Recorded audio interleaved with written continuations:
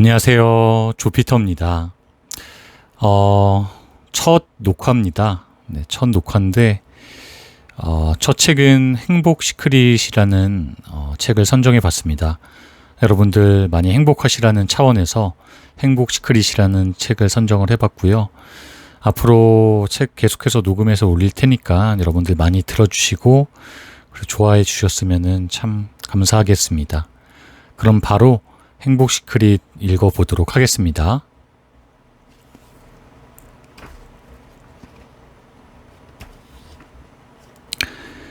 프롤로그부터 읽을게요.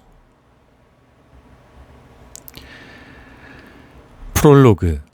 행복은 당신을 위해 존재한다. 우리는 행복합니까? 라는 질문에 선뜻 네라고 답하지 못한다. 행복한 순간은 있었지만 밀물처럼 왔다 썰물처럼 빠져나가 현재 내 주위에 행복이 머물러 있다고 확신하지 못하기 때문이다. 행복하다고 말할 만큼 돈이 충분한 것 같지도 않고 일이 잘 되는 것도 아니며 사회적 권위나 명예가 있는 것도 아니라는 이유를 댄다. 더구나 추진하는 일에서 좌절하거나 시리에 빠지면 눈앞에서 흔적도 없이 사라지는 게 행복이라고 여긴다. 한편으로는 행복은 사는데 아무 걱정이 없는 사람들이 누리는 사치나 허세라고 생각한다. 자신은 넉넉하고 풍족하지 않으니 생활에 행복한지 불행한지 따질 겨를이 없다고 한다. 돈은 많으나 정신적 공허함을 느끼는 사람이라면 행복은 강 건너 불이라고 여긴다. 종종 행복을 입에 달고 살지만 그저 자신을 위로하고 다른 사람의 기대에 부응하려는 행동이라고 한다. 그렇다면 행복의 실체는 무엇이고 어디 있을까? 행복을 조사해보면 지역과 나이, 경험에 따라 다르게 나타난다. 이런 외적 요소를 배제하면 스스로 얻은 기쁨의 결과이고 자신만 느끼는 감정이다. 그래서 행복은 자기 위안적 최면일 거라고 여겨지기도 한다. 진대에 노장을 숭상하여 중림에 모여 청담을 일삼았던 산도, 완적, 해강, 상수, 유영, 완암, 왕용의 일곱 학자, 중림 7연이 세상에 휘둘리지 않고 자신의 길을 갔다. 그들은 세속을 따르지 않고 법을 무시했다. 세상과 담을 쌓는 방식으로 위험 앞에서 머리를 숨겨보지 않고 듣지 않는 방법을 선택한 것이다. 그럼 그들은 진정으로 행복했을까? 행복은 공평하다. 물질의 풍요보다 생각이나 감정과 깊이 관련되어 있어 지위가 높은 사람이든 가난한 서민이든 관계없이 똑같이 행복을 느낀다. 행복의 크기나 함량도 비교가 불가하다. 다른 점이 있다면 그것을 바라보는 시각이다. 바쁜 도시 생활과 치열한 경쟁, 물질적 풍요가 가져오는 만족을 추구하는 사람은 외진 시골에서 열심히 일하고 나무 그늘에 앉아 시원한 바람을 맞는 행복을 원하지 않는 것과 같다. 시골 농부가 농산물을 수확하여 얻는 행복은 비싼 차를 타고 명품을 걸치는 재벌에 비길 수 없다. 이처럼 행복은 삶과 밀착된 상태에서 나오는 감정이다. 상대 평가를 할 수 없는 무형의 자산이다. 행복은 내면에 존재한다. 배고파 죽을 지경일 땐 풀 한 포기로 배를 채워도 행복하다. 시한부 선고를 받은 사람은 숨 쉬는 것 자체가 행복이다. 자신이 처한 상황에서 최소한의 여건만 충족되더라도 행복할 수 있다는 뜻이다. 남들의 기준이나 평가, 시선에 자기 행복을 대입하는 것은 불행을 자초하는 길이다. 겉으로 보기에는 물질이나 환경이 완벽해 행복해 보이지만 정작 자신은 불행하다고 여기는 사람들이 많다. 다시 말하지만 자기만족이 행복을 부른다. 자기만의 행복 포인트가 있어야 한다. 그렇다면 우리는 이 순간 무엇을 포착해야 할까? 귀가 후 가족과 함께하는 시간, 멋진 친구의 연락을 기다리는 것, 집안 정리 후 삶에서 느낀 걸 글로 기록하는 시간, 늦은 밤에 마시는 향기로운 차 한 잔은 어떤가? 건강하게 하루를 마치고 잠자리에 드는 것, 자주는 아니어도 가끔 안부를 전하고 받을 사람이 주위에 있다는 것, 미술관 전시회 관람이나 좋아하는 뮤지션의 음악 감상 등 보고 들을 수 있다는 행위 자체가 그 무엇과도 대체가 불가능한 행복의 요소들이다. 행복을 본 사람은 아무도 없다. 행복이 어떤 공간에 우뚝 서 있는 것도 아니다. 자기 내면에 자리하고 있으므로 그 행복을 느끼기만 한다면 마음먹기에 따라 무궁무진하게 부풀릴 수 있다. 이 책은 심리학자 탈벤 샤아르 교수의 하버드 행복 수업을 바탕으로 썼다. 그의 강의는 매학기 수강 신청에서 가장 일찍 마감된다. 하버드생뿐만 아니라 학부모, 교수들도 듣는 수업으로 정평이 나 있다. 수업을 듣는 사람들은 한결같이 정신이 맑아지고 몸이 가벼워졌다고 말한다. 행복을 몸으로 체험한다는 것이다. 그럼 그동안 세계 인류를 자부하는 사람들이 행복하지 않았다는 말일까? 그렇지 않다.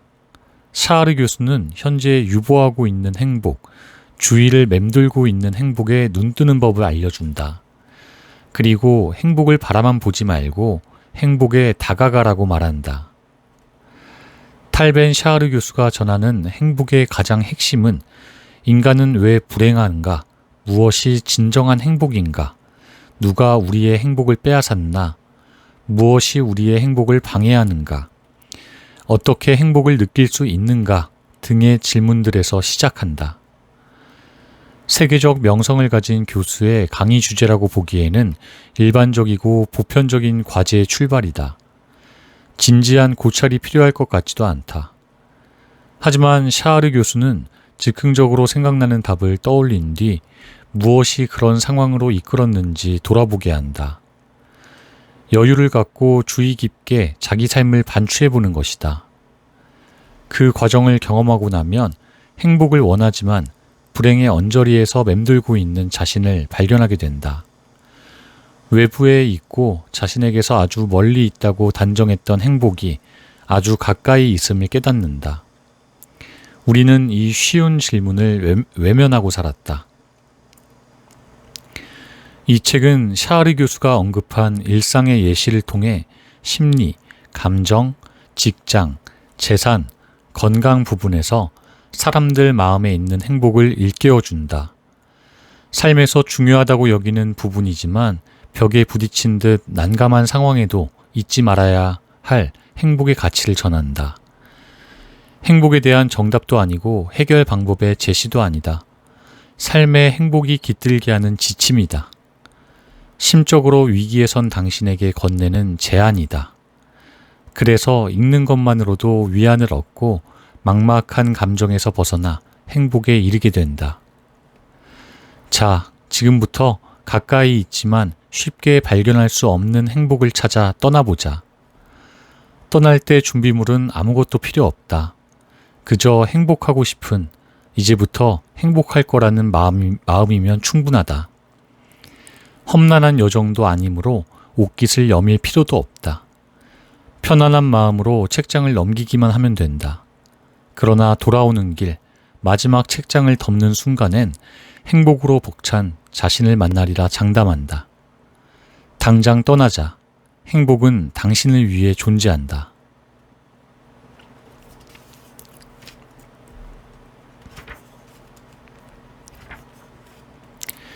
파트 1. 긍정의 기쁨을 발견하다.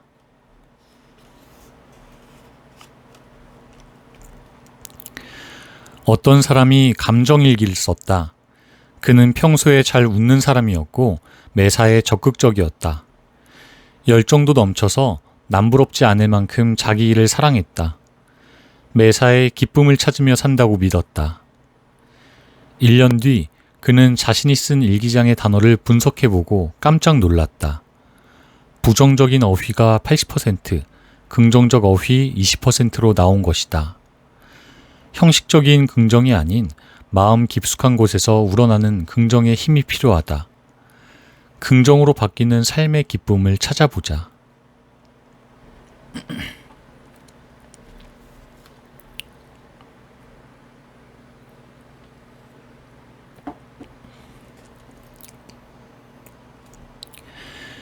이 순간부터 행복한 사람이 되자. 아름답고 따뜻한 단어 중 하나가 행복이다. 이 단어를 떠올리면 마음이 훈훈해지면서 미소가 피어난다. 개인별로 느끼는 행복의 충만함은 다르겠지만 아주 옅은 흐뭇함에서부터 가슴 벅찬 감동까지 느끼는 행복은 넓고 깊다.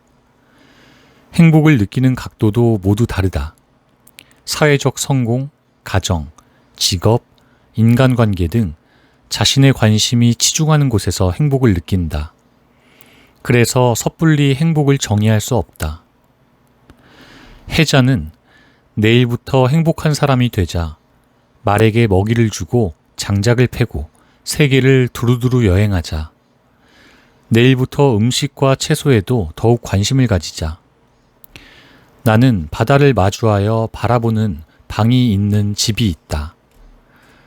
봄은 따뜻하고 꽃은 활짝 피었다라고 말하며 일상생활에서 행복을 만끽하려 했다. 반면 삐수미는 행복은 고통이 없는 시간을 의미한다. 행복이 등장하는 빈도는 생각보다 많다. 하지만 사람들은 흔히 행복이란 금으로 된 마차가 저 멀리 떠나버렸다고 생각하여 땅에 떨어진 금빛 말갈기를 주우며 이전의 행복을 보았다라고 말했다. 행복을 대단한 행운으로 여기는 것을 안타까워한 것이다. 당신은 행복을 무엇이라 생각하는가? 라고 누군가 물으면 자신의 불행했던 과거와 현재를 떠올리며 한 번도 행복했던 적이 없다고 답할지 모른다. 그러나 진지하게 자신의 삶을 들여다보면 순간순간 행복했던 일들이 가득하다. 행복이 자신의 곁을 멀리한 것이 아니라 자신이 행복의 존재를 무시하고 어둠 속에 숨겨놓고 꺼내보지 않은 것이다. 톨스토이를 만난 어느 무명 작가가 사랑하는 것들을 다 갖고 계시니 선생님은 정말 행복한 사람입니다. 라고 말했다. 그러자 톨스토이는 담담하게 아닙니다. 저는 제가 사랑하는 것들을 다 가진 것이 아니라 제가 가진 모든 것을 다 사랑하는 것입니다. 라고 말했다. 행복은 모든 것이 충족되었을 때 느끼는 감정이 아니라는 것이 톨스토이의 지론이다. 자신에게 주어진 불우한 상황이나 악조건까지도 포용하며 감내하는 마음에서 행복은 발견된다. 조금이라도 더 나아지는 과정에서 행복을 느끼기 때문이다. 사람은 욕망을 실현하기 위해 끊임없이 질주하는 동물이다. 별을 가지면 하늘을 갖고자 하고 물을 가지면 바다를 갖고자 한다. 지금 가지고 있는 별과 물을 만족하지 못하고 그 가치를 과소평가한다. 자신이 얻지 못할 것을 추구하면서 그것이 있어야만 자신이 행복해질 수 있다고 믿는다. 그러면서 지금 자신에게 주어진 평범하지만 작은 행복들은 소홀히 여긴다. 지금 자신이 누리는 행복은 다른 사람이 그토록 갖기 원하는 행복인데 상상 속 신기루만 잡으려 한다. 하지만 명심하라. 자신이 가진 행복을 무시한다면 결코 행복할 수 없다는 것을. 어느 현인은 꽃이 피었을 때 주저하지 말고 꺾으라. 꽃이 지고 난 뒤 아무것도 없는 가지를 꺾지 마라고 했다. 더 위대한 것을 기대하며 눈앞에 핀 꽃을 무시한다면 꽃이 진 뒤 아쉬워하고 슬퍼할 수밖에 없다. 후회의 눈물을 흘린들 한 번 진 꽃이 다시 피어나지 않는다. 그러므로 현재 누리고 있는 행복을 소중히 여겨라. 행복은 다른 사람에게 보여주기 위해 존재하는 것이 아니다. 과시도 안 되고 드러내놓고 전시할 수도 없다. 오로지 자기 마음에 기쁨이 충만한 상태이다. 그 행복의 순간을 포착하고 붙잡아야 한다. 잡을 수 있는 사람도 자신뿐이다. 자기 분신 같은 존재라 하더라도 행복을 함께 나눌 수는 있지만 대신 느껴줄 수는 없다. 오로지 자신의 자각에 의해서만 행복이 가능하다. 인생이라는 망망대해를 항해하며 그날그날 낚는 행복을 만끽하라. 크든 작든 다시 못 잡을 행운처럼 기뻐하라. 그것이 매일매일 행복할 수 있는 비결이고 아름다운 인생을 설계하며 살아가는 비법이다. 그렇지 않으면 인생은 칙칙한 회색빛으로 덮이고 삶의 열정도 사라진다. 자, 당장 미소를 지어보자. 그렇게 웃을 수 있으니 이 또한 기쁘지 아니한가.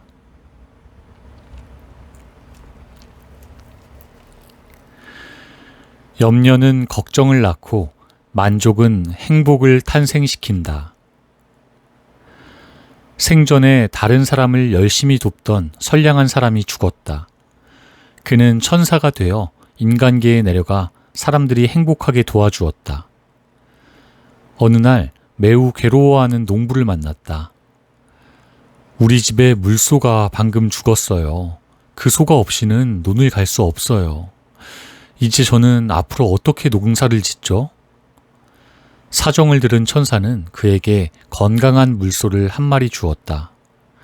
농부는 매우 기뻐했다. 이번에는 매우 슬퍼하는 남자를 만났다.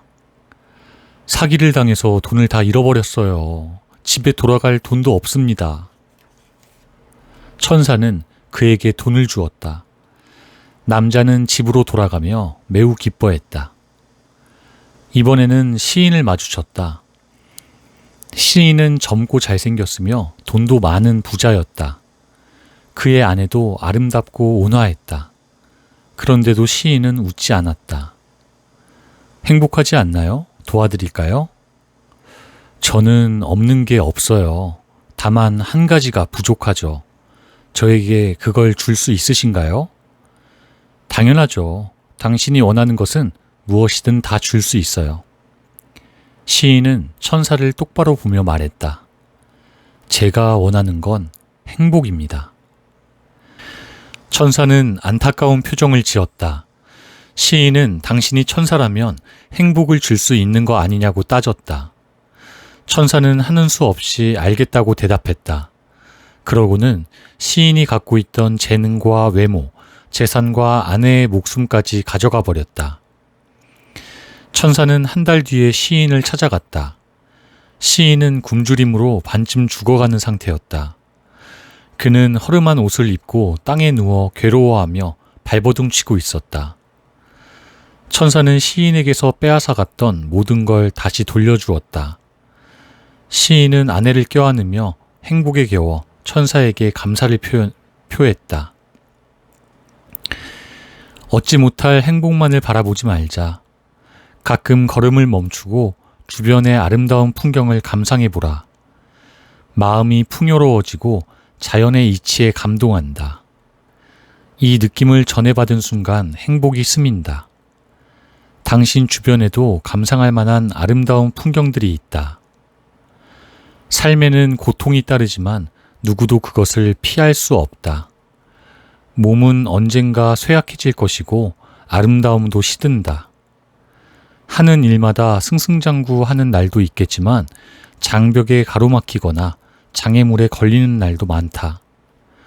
거절당할 수도 있고 신뢰가 무너질 수도 있다. 죽음 때문에 소중한 것을 잃어버리는 경우는 비극이지만 미리 손쓸 수 없이 닥친다. 위험 앞에서 실망하거나 실패할 수도 있다. 그런 일이 닥치는 순간에도 차분한 마음으로 받아들이고 남아있는 것들을 돌아본다면 불행에 무릎 꿇지 않을 수 있다. 미약하지만 나름의 향기를 바라는 행복들이 은은하게 당신을 감싸고 위안을 전할 것이다. 지금 자신이 누리고 있는 행복을 사랑하라. 마음이 충만해지고 여유가 생길 것이다. 허영심과 침착하지 못한 마음은 행복을 가리는 암막이다. 암막을 걷어내는 순간 기쁨이 보이고 살아 움직이는 행복의 조각들이 보인다.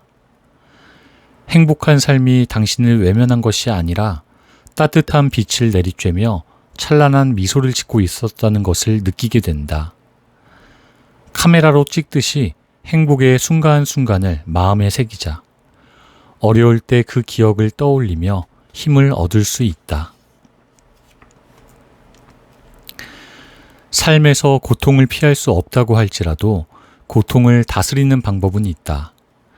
이 또한 지나가리라는 말은 허황된 주문이 아니다. 자포자기도 아니고 임시방편의 모면도 아니다. 삶에 대한 체념은 더더욱 아니다. 이 문장을 되뇌이면 고통을 받아들일 수 있는 여유를 생성한다. 통찰이 빚어낸 가치 있는 인생 바로보기이다. 삶에 불만이 엄습할 때 내면에서는 행복할 이유와 단서를 찾아야 한다.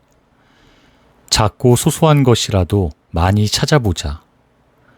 불만과 고통의 소용돌이에 속에서도 행복할 근거가 된다. 그 행복 하나가 고난을 이길 힘을 준다. 고통을 넘을 수 있는 에너지를 만든다. 미래를 걱정하며 꽃이 질까 염려하지 말고 눈앞에 핀 꽃을 보고 행복하라.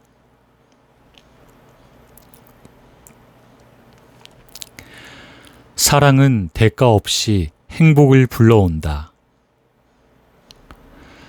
사랑이라는 단어는 행복의 의미만큼 추상적이다. 그 가치를 돈으로 환산할 수 없고 대체할 만한 물건이나 사물이 존재하지 않는다는 점에서도 비슷하다. 사랑과 행복은 불가분의 관계이다. 사랑이 바탕이 되어야 행복이 움튼다고 역설하는 이도 있다. 사랑을 불태우는 젊은 남녀는 어떤가? 사랑이 상대의 상처를 아물게 하고 치유한다. 하지만 요즘은 사랑에 앞서 조건이 우선하는 경향이 있다. 특히 이성을 소개받을 때는 성격이나 인품보다 그의 직업, 연봉, 재산의 정도를 먼저 확인한다. 물론 그 조건들은 그가 얼마나 성실하게 사회를 살았고 살아가고 있는지 보여주는 잣대가 되기도 하지만 너무나 편중된 사실 확인에 당황스러울 때도 있다. 부처와 돌의 대화라는 이야기에 잘 나타난다. 제가 사랑하는 사람과 결혼해야 할까요? 저를 사랑해주는 사람과 결혼해야 할까요? 돌의 물음에 부처가 웃으며 대답했다. 답은 이미 자네 마음에 있다네. 사랑에서 어떤 고통도 이겨내게 하고 삶의 충만함을 느끼게 하고 가슴을 펴고 앞으로 나아가게 한 사람은 자네가 사랑하는 사람인가 아니면 자네를 사랑하는 사람인가? 돌은 고개를 갸우뚱했다. 친구들은 저를 사랑하는 사람과 결혼하라고 합니다. 그런 사람과 결혼한다면 자네는 한평생 아무것도 이루지 못할 거네. 자네를 사랑하는 사람은 그 사랑을 계속 유지하기 위해 자신을 완벽하게 가꾸는 것에만 신경 쓸 거네. 그런데 만약 자네가 그 사랑에 무관심해진다면 스스로 가꾸는 일도 그만두겠지. 돌은 부처가 말하고 있는데 끼어들며 물었다. 그럼 제가 사랑하는 사람과 결혼을 하면요? 그땐 완벽해질 노력을 하지 않을 수도. 자네가 그녀를 사랑한다면 그녀가 즐겁고 행복하게 사는 것을 보고 싶어 할 거네. 그래서 자네와 그녀의 삶이 더욱 행복하고 즐거워지도록 끊임없이 노력하게 되겠지. 행복과 기쁨에는 한계가 없다네. 자네의 노력도 멈추지 않고 계속될 거네. 그럼 제 인생이 너무 힘들지 않을까요? 지금까지 사는 동안 스스로 힘들다고 생각했는가? 돌은 고개를 가로저으며 웃었다. 그런데 저를 사랑해주는 사람에게 잘해줄 필요가 있을까요?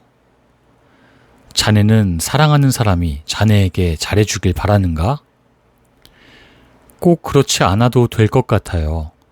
사랑에 대한 제 기준은 꽤 높아요. 저는 사랑 안에 어떤 동정심이나 연민이 들어가지 않았으면 좋겠어요. 제가 원하는 것은 그녀가 저를 진심으로 사랑하는 겁니다. 동정과 연민, 관용과 인내도 사랑의 일부라고 생각해요. 이것들은 사람을 행복하게 하긴 하지만 사실 제가 정말 싫어하는 것이기도 해요. 만약 그녀가 그런 감정들이 섞인 마음으로 저를 사랑한다면 차라리 제가 마음을 정리하고 바로 거절하는 게 나아요. 감정은 계속 깊이 빠져들 수밖에 없고 절망은 희망보다 더 실제적이기 때문이에요. 절망이 주는 아픔은 찰나지만 희망을 품고 있는 상태에서 거절당했을 때의 아픔은 끝이 없을 것 같아요. 자네는 이미 답을 찾았군.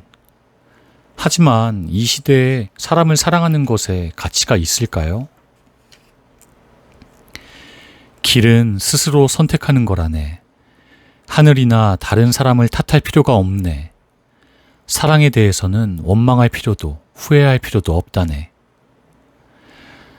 당신도 사랑이 어려운가? 아니면 사랑이 겁나는가? 마음에 싹 트는 사랑으로 행복을 찾아 나서면 험난한 길도 힘들게 느껴지지 않는다. 사랑에는 그런 힘이 있다. 어떤 대가도 바라지 않고 자신의 것을 내어준다. 이것이야말로 세상에서 가장 존귀한 감정이다.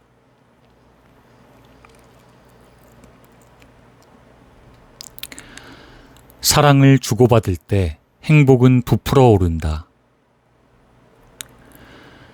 누군가를 위하는 마음은 사랑이다.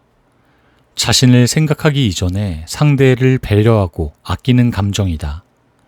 스승이 제자를, 아내가 남편을, 남편이 아내를, 선배가 후배를, 부모가 자녀를 아끼는 경우 등 우리 주변에는 사랑을 실천하는 사람이 많다.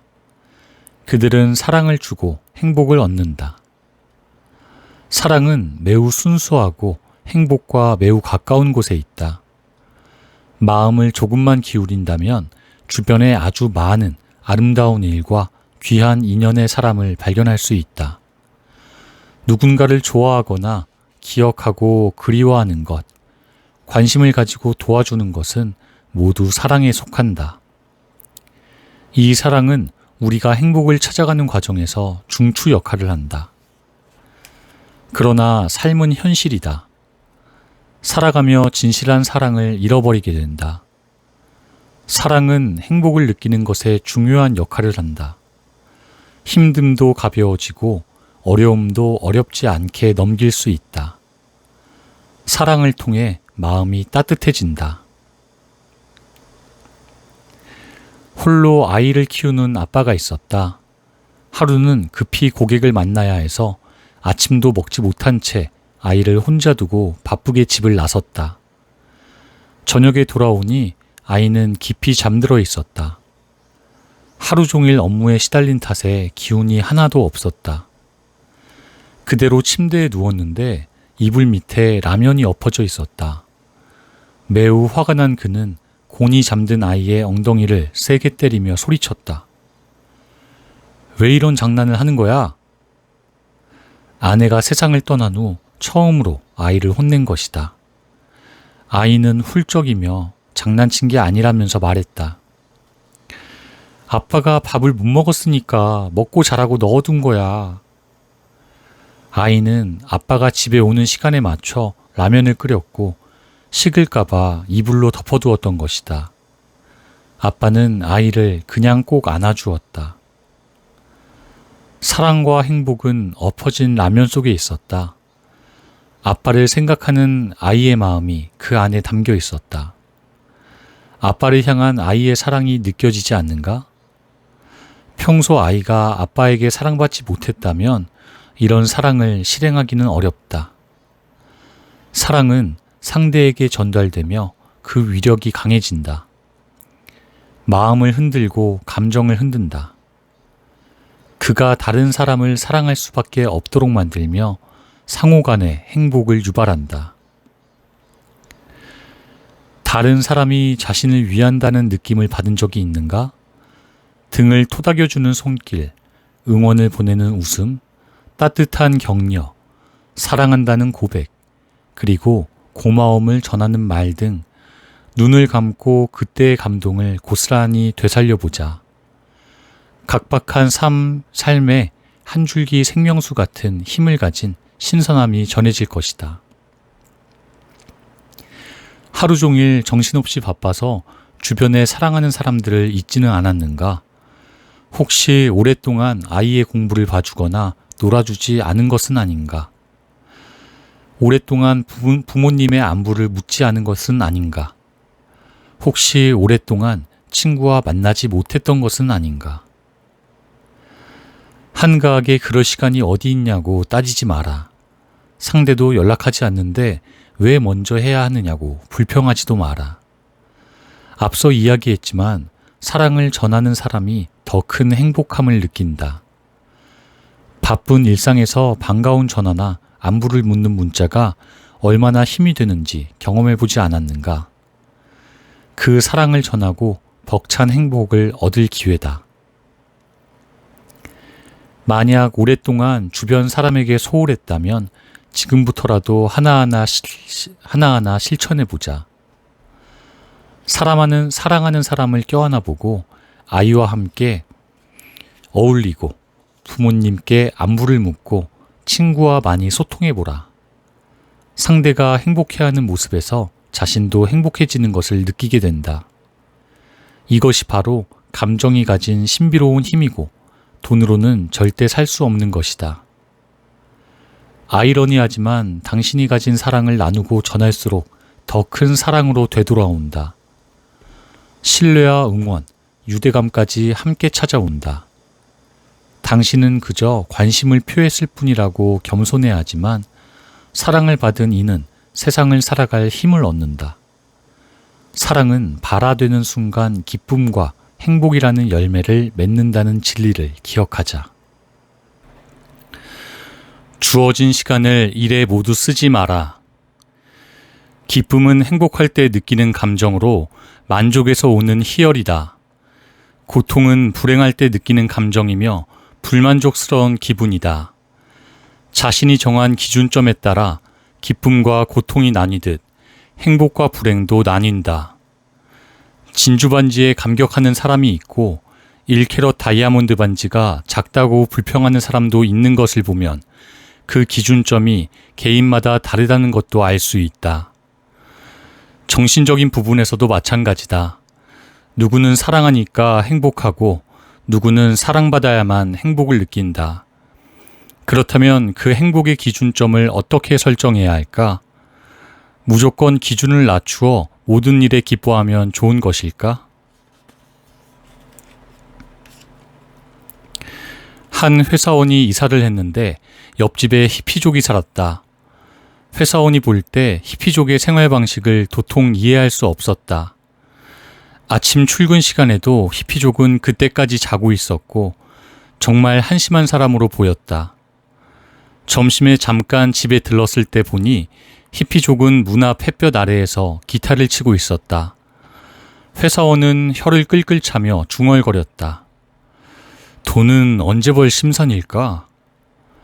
저녁이 되자 히피족의 집에는 친구들로 꽉 들어찼다. 모두 술을 마시며 얘기하고 있었다. 그는 회사 업무 때문에 지칠 대로 지쳐 있었지만 그 모습이 그리 좋아 보이지 않았다. 참 한심한 인생들이야. 이렇게 치열한 경쟁 사회에서 어떻게 살아남으려고. 몇 달이 흘렀지만 회사원과 히피족 간에는 어떤 교류도 없었다. 그저 마주치면 고개를 숙이는 게 다였다. 그날도 회사원은 출근을 위해 집을 나섰다. 그런데 갑자기 히피족이 문을 열며 나오더니 좋은 아침이에요 라고 했다. 좋은 아침입니다. 그도 인사했다. 웃음으로 인사를 받은 히피족이 말을 이었다. 당신은 매일 아침 바쁜 것 같아요. 맞습니다. 당신은 일을 정말 잘할 것 같아요. 그럭저럭 괜찮죠. 회사원은 자랑스러워하며 답했다. 돈도 많이 벌죠? 회사원은 이때다 싶었다. 히피족 보란 듯이 자기 자랑을 했다. 남부럽지 않게 벌죠. 늘 열심히 사니까요. 그는 히피족이 부러워할 줄 알았다. 그런데 히피족은 예상 밖의 말을 건넸다. 간혹 당신의 삶이 의미 없다고 생각하진 않나요? 그 물음을 들은 날부터 내 삶의 의미는 무엇인가를 생각하느라 회사원은 잠을 이루지 못했다. 행복에는 여러 모양이 있다. 다른 사람이 보기에 아무 의미가 없어 보이는 것도 당사자에게는 남다른 의미일 수 있다. 그것을 타인이 왈가왈부해서는 안 된다. 행복의 기준은 자신이 정하는 것이다. 그 지점에서 만족과 기쁨이 생성되고 자기 가치관을 반영하여 삶의 의미를 더하는 기준점을 마련한다. 서양에는 그저 먹고 자는 삶은 돼지의 삶과 다를 바가 없다. 거기에 노는 걸 더한다고 인생이 되겠는가? 라는 말이 있다. 원초적인 것의 갈구는 사람이나 동물이나 다 같다. 오직 사람만이 정신적 행복을 경험할 수 있다는 의미이다. 스스로 만족할 만큼 일하고 성취감을 얻기까지 노력하라. 그리고 그것을 나누고 즐기자. 인생의 핵심이 여기에 있다. 그저 쌓기만 하는 일에 매력을 느낄 자는 아무도 없다. 자기 경험에서 비롯된 사고와 관점에 기쁨과 삶의 의미, 행복의 기준을 마련하자. 사는 즐거움과 보람을 거기서 끌어내야 한다. 타인이 정한 기준에 맞추기보다 자신만의 기준으로 살아갈 때 행복이 더 크게 다가온다. 가장 단순한 것에서 기쁨을 찾아라. 미시간 홉대학 심리학 교수 데이비드 마이어스는 좋아하는 친구와 가까이 지내며 긴밀하고 평등한 관계를 유지하는 것처럼 행복한 일은 없다라고 했다. 사람이 사람에게 전하는 친밀감이나 유대감이 행복의 조건에 필수적이라는 의미로 해석된다. 서로 그리워하고 걱정해주는 일, 흉허물 없이 고민을 말하고 들어주는 일, 이해 타산을 따지지 않고 돕는 일, 늘 믿고 지지해주는 일을 해내는 관계에서 행복이 움튼다는 사실이다. 장 사장은 투자 문제를 협상하기 위해 협력회사를 방문했다. 2시간이 지나도록 팽팽한 신경전만 계속되었다. 그때 40대로 보이는 사람이 들어왔다. 지치고 남루한 행색이었다. 들어오고 나서도 계속 머뭇거리며 쭈뼛거렸다.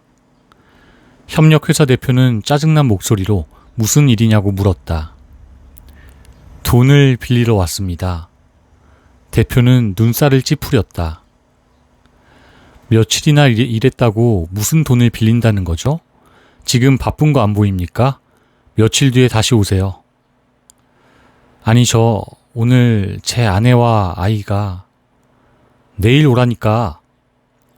회사 대표는 그의 말을 끊어버렸다. 그 사람은 난감한 표정으로 이마에 땀을 훔쳤다. 장 사장은 그에게 무슨 사연이 있는 것을 알아챘다. 대표님, 오늘 당장 필요한 돈인가 봅니다. 내일은 의미가 없을지도 모르죠. 대표가 마지못해 얼마가 필요하냐고 물었다. 200위안이라고 하자 그는 못마땅한 얼굴로 돈을 건넸다. 장 사장이 협상을 마치고 협력회사를 나와 저녁을 먹으러 한 식당에 들어갔다. 문을 열고 들어서자 아까 돈을 빌린 남자가 가족과 함께 앉아 있었다. 여전히 낡은 옷을 입고 있었지만 얼굴은 매우 밝았다. 부부는 아들의 그릇에 계속해서 고기를 올려주었다. 그러자 아들은 고기를 엄마 그릇으로 옮겼고 아내는 또 남편 그릇으로 옮겼다. 서로를 위하는 마음이 눈빛에서 읽히고 대화로 들렸다. 그들이 전하는 행복의 빛과 소리가 수없이 오갔다. 알고 보니 오늘이 아내의 생일이었고 외식을 약속했는데 그럴 만한 여유가 없었던 것이다. 장 사장은 그들의 모습에 감탄했다. 행복이 어디에 머무는지 보이는군. 200위안이 저리 크게 쓰일 줄이야. 관계 속에서 피어나는 행복은 매우 간단하다. 나보다 상대를 위하는 마음으로 다가가면 된다. 자신으로 인해 상대가 기뻐하는 모습을 보는 것처럼 흐뭇한 일은 없다. 가까이서 관찰하고 상대가 무엇을 원하는지 세심하게 들여다보면 자신이 상대를 위해 해줄 일들이 보인다. 어느 순간에는 따뜻한 말 한마디일 수도 있고 또 어느 때에는 식사를 챙기라는 문자 한 통일 수 있다. 함께 있어 주어야 하는 순간일 수도 있고 손을 잡아 주어야 하는 찰나일 수도 있다. 자기 일에만 집중하느라 그 기회나 시점을 놓친다면 평생 후회로 남을 수 있다. 행복하기 위해 어떤 일을 계획하고 갈구하는데도 불구하고 선뜻 못하는 이유를 찾아보자. 일하느라 바빠서 시간 내기 어렵다. 일에 집중하느라 다른 생각할 틈이 없다. 다른 사람까지 챙길 여유가 없다는 등의 핑계를 대려고 하면 산더미처럼 쌓인다. 이것들이 가장 소중하게 생각하는 사람을 대신할 만한 일인지 판단해야 한다. 사람을 잃고 얻는 돈이나 지위, 권위나 권력은 그 의미를 상실한다. 지금 자신 곁에 있는 가장 단순한 행복을 찾아라. 시간을 함께 보내고 그와 눈을 마주치며 대화를 나누자. 함께 즐거운 일을 하고 서로에게 의미 있는 일을 함께 하라. 몇 배의 기쁨과 의미를 당신의 삶에서 찾을 수 있다. 이것이 진정한 행복이다. 그때 우리가 느낄 행복은 이기적이고 볼품없는 약간의 기쁨이 아니라 마음 깊이 울리는 행복이다.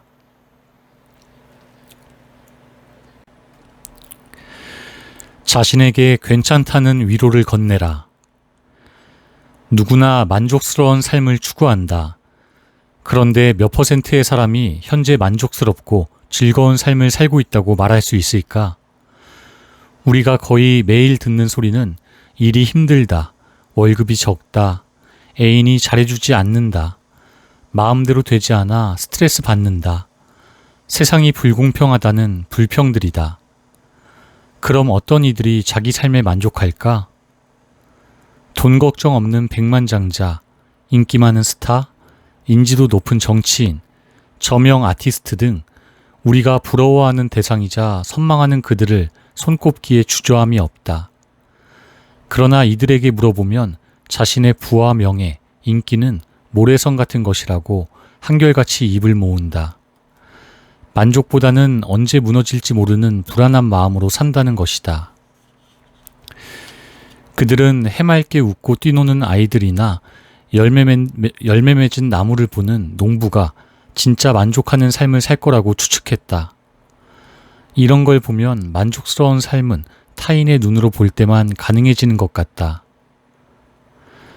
한 교사의 고등학교 1학년 때의 이야기다. 학교에서 봄 소풍으로 등산을 가기로 했다. 당시 집안 사정이 매우 좋지 않아서 신발은 발가락이 보일 정도로 낡아 있었다. 다른 친구들이 신고 온 새 신발을 볼 때마다 그녀는 열등감을 느꼈다. 꽃이 피는 아름다운 계절인 봄 소풍에 들뜸으로 친구들은 웃음이 끊이지 않았으나 그녀는 우울할 뿐이었다. 아름다운 풍경도 눈에 들어오지 않았다. 가난한 집에 태어나서 제대로 된 운동화 한 켤레도 못 사주는 부모를 원망했다. 생각할수록 마음이 혼란스럽고 자존감은 바닥에 떨어졌다. 그녀는 조용히 눈물을 훔쳤다. 산을 얼마쯤 올랐을 때 그녀는 산 정상을 향해 가는 한 사람을 보았다. 두 다리가 없는 그는 온몸에서 땀이 비오듯 쏟아지는데도 산을 오른다는 기쁨으로 얼굴에 웃음이 만연했다. 그 모습을 본 그녀는 매우 부끄러웠다. 건강한 두 발을 갖고서도 새 신발이 없다고 기가 죽은 자신이 못나 보였던 것이다. 그녀는 씩씩하게 산 정상을 향해 걸어가기 시작했다. 발걸음이 훨씬 가볍고 당당했다. 그 이후로 그녀는 자족하는 것을 배웠고 생활에서 기쁨도 얻었다. 단순한 일에 다양한 이치를 담아내야 한다. 하나에 집중하면 다른 요소들이 수면 아래로 가라앉는다. 자신의 눈에는 문제만 보이게 된다. 잘 다스리고 문제를 소멸시켜야 하지만 그 문제가 가져오는 자괴감, 자신감 상실, 우울, 좌절이 마음을 점령해 이성을 잃게 한다. 문제를 점점 키우는 결과를 초래하는 것이다. 열악한 환경에서도 아직 괜찮다는 위안이 만족스러운 삶의 전제 조건이다. 그 괜찮은 부분에서 긍정의 심리가 싹튼다. 어떻게 슬픔을 이겨낼지 알고 슬픔 때문에 상처를 받지 않도록 돕는다. 진정한 행복을 얻고 싶다면 반드시 슬픔과 시험, 우여곡절에도 살아있다는 사실에 진정한 기쁨을 느껴야 한다. 조지 버나드 쇼는 우리가 불행하다고 생각하면 영원히 불행하다라고 풍자했다. 힘겹게 만족스러운 삶을 좇고 있다면 먼저 자기 위안이 동반되어야 한다는 사실을 기억하자. 자신의 상황이 더 열악한 경우보다 낫다고 믿어라. 세상이 아름답고 삶이 아름답다는 것을 깨닫게 될 것이다. 이것이 만족스러운 삶의 출발선이다.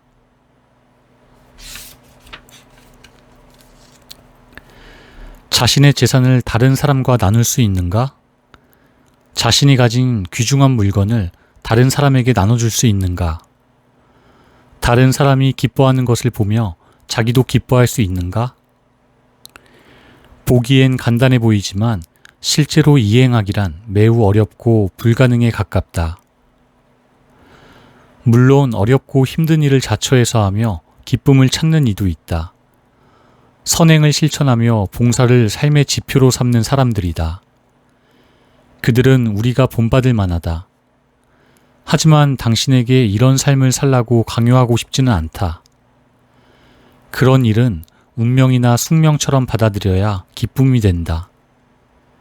다만 자신에게만큼은 괜찮다고 다독여주고 좋은 것도 선뜻 선물하고 작은 성취에도 수고했다고 격려하며 선의를 베풀어라.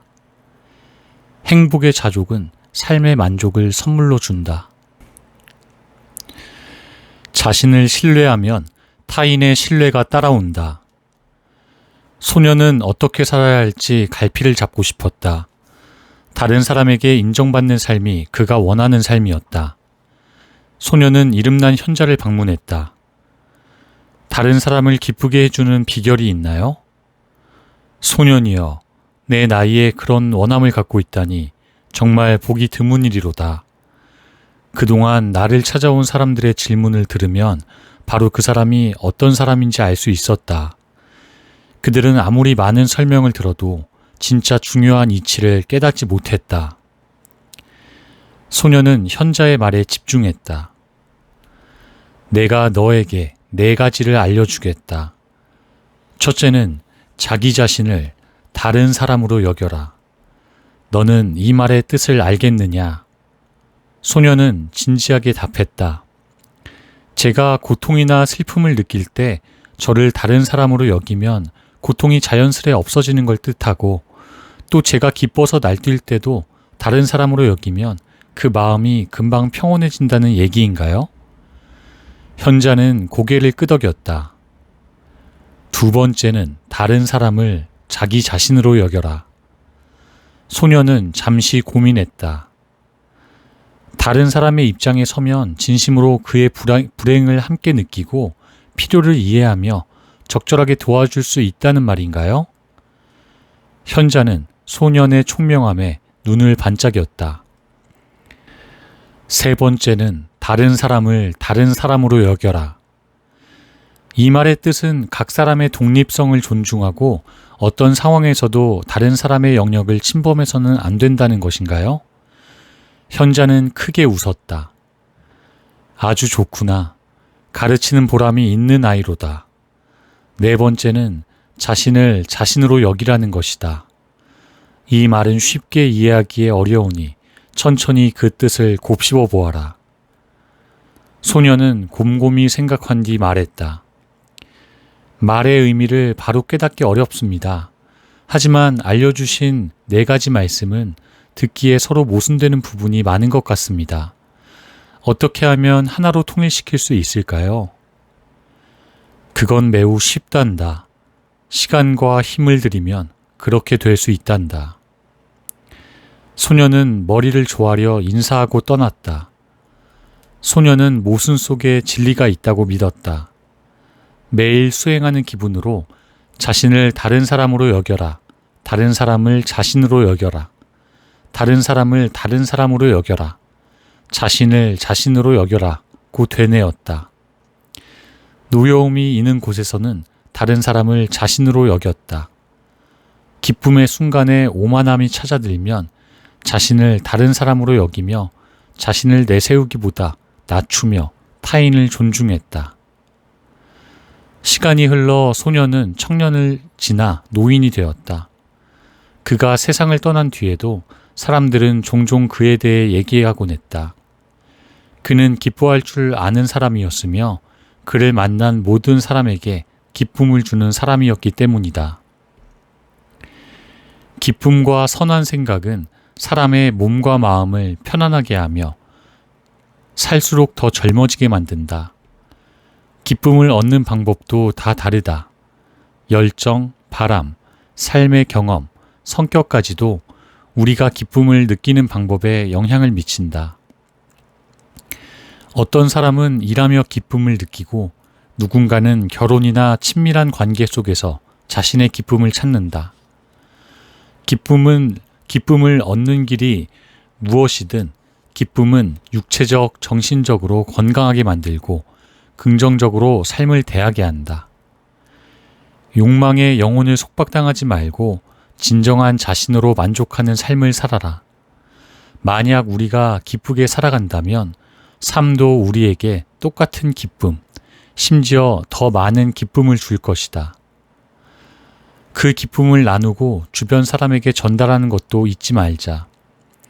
상대가 만족스럽고 행복한 삶을 살게 되면 그 효과가 당신에게 되돌아온다. 굳건한 신뢰와 예정이다. 긍정의 정서는 부정적 정서의 방패막이가 된다. 행복 시크릿의 주제는 긍정적인 정서 경험이 행복의 필요 충분 조건이다. 많은 사람이 힘겹게 행복을 찾지만 결국 찾지 못해 포기한다. 그래서인지 하버드 대학의 행복 수업은 매우 인기가 높다. 공개 수업에는 각계각층의 사람이 몰려든다. 행복에 관한 커리큘럼에서 행복의 단서를 찾고자 하는 것이다. 행복은 인생을 평가하는 유일한 기준이며 삶의 최종 목표이다. 행복한 사람은 삶의 모든 방면에서 성공한다. 결혼, 우정, 소득, 사업, 건강까지 충분히 만족스럽다. 그래서 모든 사람은 남보다 더 성공해서 행복하려고 한다.